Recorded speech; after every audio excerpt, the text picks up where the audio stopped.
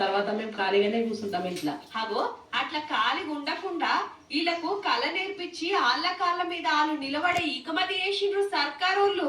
బీహార్కి వెళ్ళి ట్రైనర్ ను పిలిపించి నెల రోజులు ట్రైనింగ్ ఇస్తే ఇంత చక్కటి బొమ్మలు తయారు చేసుట్లా అయ్యిండ్రు.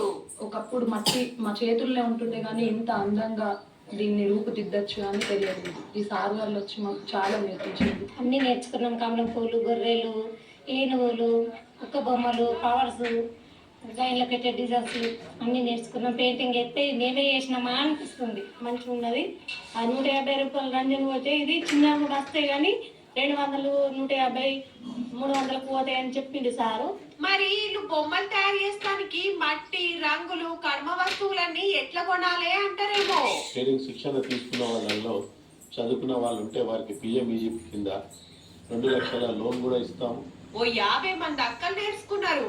అంత మంచిగానే ఉన్నది గాని ఇప్పుడు అంతా ప్లాస్టిక్ బొమ్మలు, వస్తువులే కొనబట్టిరి.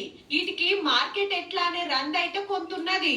ఆఫీసర్లు గా సవలతి కూడా వేసిండ్రా అంటే అందరూ మట్టి బొమ్మలు కొంటే అటు వాతావరణం గలీజ్ కాకుంటుంటది, ఇటు అక్కలకు ఇంత గిరాకీ వేసినట్టు ఉంటది మంచిగా.